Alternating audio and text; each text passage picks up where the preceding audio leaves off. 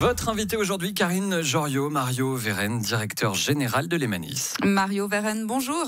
Bonjour. Alors on est le 15 novembre, donc à un mois tout pile du lancement du Léman Express. Une question très simple, est-ce que vous êtes prêts ? On est en train de se préparer, j'ose dire. Il y a encore beaucoup à faire jusqu'au 15 décembre, même s'il ne reste plus qu'un mois pour se lancer, parce qu'il y a tous les tests à terminer, il y a plein de formations aussi, il y a du personnel des CFF et de la SNCF qui vont opérer le Léman Express dès le 15 décembre. Vraiment, la quantité de choses est importante, mais nous serons prêts et au rendez-vous à 5h du matin le 15 décembre. Alors vous dites, il y a encore beaucoup de choses à faire. 45 gares sont concernées, c'est beaucoup. On sait par exemple, notamment aux eaux vives, en plus du Léman Express, on a la construction de la nouvelle comédie notamment. Ça va prendre du temps. Comment ça va être géré tout ça ? Alors en ce qui concerne les installations ferroviaires de la gare des eaux vives, par exemple, comme partout ailleurs d'ailleurs, elles seront prêtes. Donc ceci permet d'exploiter tout à fait normalement le Léman Express avec par exemple aux eaux vives la cadence au quart d'heure qui va être assurée, etc. Il y a dans les alentours des gares, la ville, le canton et d'autres qui termineront encore des aménagements, mais sur les mois et voire années à venir. Donc c'est aussi valable par exemple dans certaines gares en Haute-Savoie pour des parkings qui seront construits pour d'autres choses, puisqu'évidemment les gares du Léman Express sont un peu des bols d'attraction aussi. Elles doivent être revues aussi par rapport à leur aménagement, mais ça c'est pas directement lié à l'exploitation du Léman Express, puisque lui peut circuler dès le 15 décembre. La gare des eaux vives sera terminée pour l'exploitation ferroviaire, et comme d'ailleurs toutes les autres 45, pour être tout à fait vrai 42 gares, puisqu'il y en a 3 qui ne sont pas desservies directement par le Léman Express, une qui se trouve sur la ligne d'Annecy et 2 autres qui sont sur la ligne entre Annemasse et puis Bellegarde, mais qui font partie du Léman Pass, de cette nouvelle tarification qui sera mise en place, mais desservies par des TER. Justement, un mot sur les tarifs. Il y aura un Léman Pass, donc un seul billet côté suisse ou côté français. Combien ça coûte tout ça ? Ça dépend, parce qu'il y a environ 200 000 possibilités. Ça veut dire que ce qui est fabuleux pour ce nouveau tarif de Léman Pass, chaque client pourra choisir ce qu'il a besoin. Avec un seul titre de transport, avoir un abonnement sur sa carte Suisse Pass ou sur sa carte Oura, pour les Français.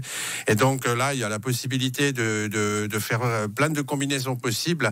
Par exemple, si la personne souhaite prendre les bus de Thonon, plus le trajet de train jusqu'à Genève et la zone 10 à Genève, ça sera possible.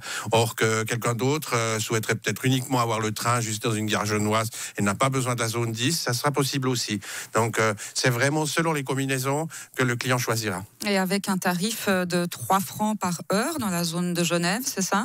Ça ne changera pas, la zone 10, donc pour le canton de Genève, sur le territoire genevois.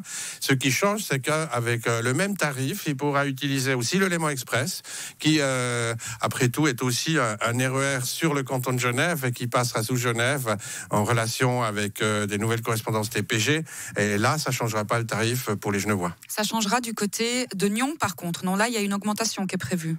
Alors Nyon, de toute façon, c'est plutôt le district de Nyon, c'est plutôt jusqu'à Coppet où Uniréseau était valable auparavant. Uniréseau régional, c'est un tarif qui était abandonné. Et là, ça dépend quelle combinaison aussi le client a besoin. Pour certains, ça sera un petit peu moins cher parce qu'ils ne paieront pas forcément la zone 10 obligatoire à Genève, et d'autres, ils auront une augmentation tarifaire puisque la partie du canton de Vaud ne fera plus partie d'Uniréseau.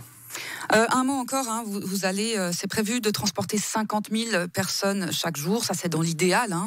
Dans un premier temps, vous estimez la fréquentation à combien de passagers ? Alors, après tout, on ne sait pas exactement ce qui va se passer le 15 décembre, ni je dirais un peu mi-janvier, parce qu'après les fêtes, c'est là qu'on peut commencer à mesurer vraiment la rentrée et les gens qui commencent à changer les habitudes.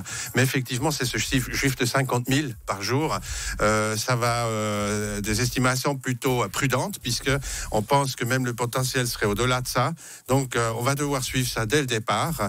Et je me réjouis si dès le premier jour, on aurait les 50 000, mais on a vu sur d'autres parties partie ferroviaire, il faut quand même quelques mois, voire une année ou deux, pour que ça commence à prendre, puisque tout le monde ne va pas laisser sa voiture dès le premier jour au garage. Mais je pense que c'est aussi suivant ces évolutions autour des gares et avec les aménagements côté Haute-Savoie des différents lignes de bus, et parkings, etc., que successivement les choses vont monter en puissance. Et c'est d'ailleurs le meilleur qui puisse nous arriver. Comme ça, on peut accompagner cette évolution et partir sainement dans cette aventure du Léman Express. Très bien, merci beaucoup Mario Verhaeren d'avoir été avec nous. Je rappelle que vous êtes le directeur général de Lemanis qui gère donc ce Léman Express qui va bientôt prendre du service. Très bonne journée. Merci.